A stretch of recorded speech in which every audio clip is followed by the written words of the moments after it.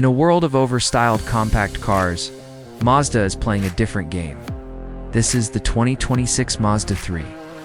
While the competition is busy adding fake vents and plastic cladding, Mazda has spent this year polishing the diamond. It's not a total redesign, but it is the most refined version of this car we've ever seen. With upgraded tech and a starting price that stays under 25 grand, is this still the smartest buy in the segment? Smash that like button and subscribe to DRX AUTO MOBI. See why Mazda isn't fixing what isn't broken.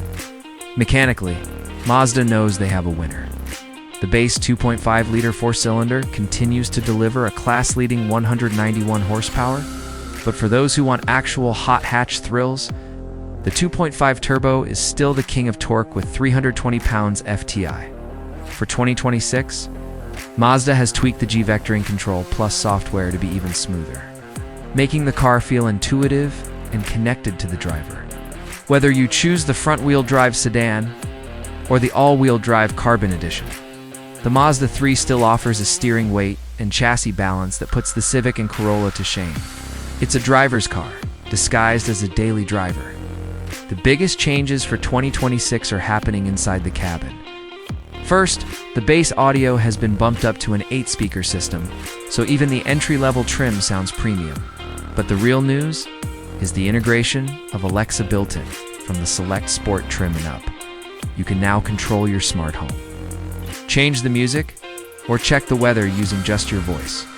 The higher trims maintain that crisp 10.25-inch display, which now features full touchscreen functionality for Apple CarPlay and Android Auto.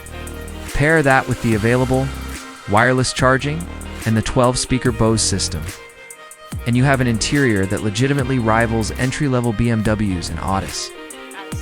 For 2026, the Carbon Edition remains the sweet spot, coming standard with iActive AWD and that gorgeous polymetal gray paint.